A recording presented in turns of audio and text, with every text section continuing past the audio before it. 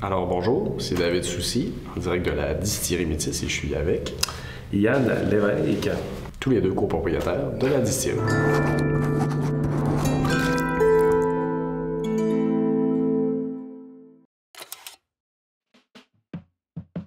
L'idée de la distillerie a germé en 2015 en tant que tel.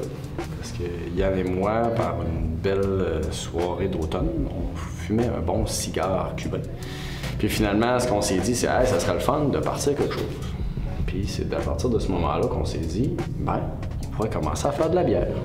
Donc après un an, toutes les bières qu'on avait essayé de faire, ben, on les a toutes manquées. Donc ça nous a permis de comprendre qu'on serait quand même capable de travailler ensemble parce que malgré le fait qu'on avait toutes manqué nos bières, on était quand même capable de continuer à opérer ensemble. Puis finalement, ben, j'ai eu la chance d'avoir l'intérêt de mettre la main sur une pièce d'équipement qui permet de faire de la distillation.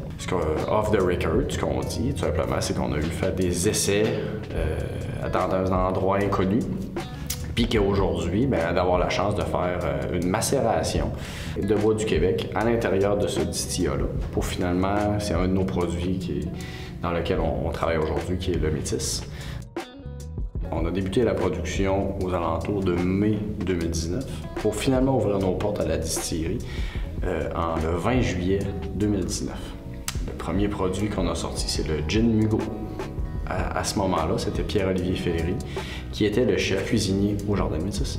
Puis, dans le fond, avec lui, on a fait un travail avec Alexandre Morissette aussi pour faire une présélection de 12 aromates qui pourraient être présents dans un gin, mais qui pourraient être cueillis au Jardin Métis. De fil en aiguille, ce qu'on s'est rendu compte, c'est que le pin montagnard, Pinus Mugo, qui était déjà utilisé là-bas au jardin, serait vraiment le bel aromate pour faire l'essence d'un dry gin selon la tradition.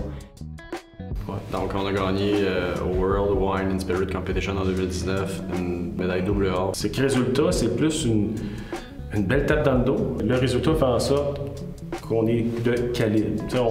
On n'a pas besoin d'être gêné d'une certaine façon de le proposer à la clientèle.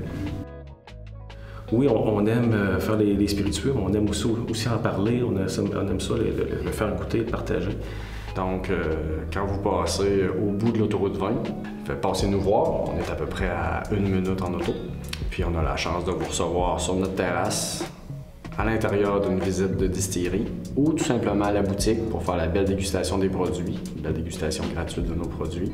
Puis par la suite, apporter des souvenirs ou apporter quelque chose qui va vous aider à créer des beaux souvenirs de vacances lors de votre passage chez nous. Soit qu'un arrêt de 15 minutes et un arrêt de 1h30, vous allez en avoir là, pour vos yeux et pour vos papilles.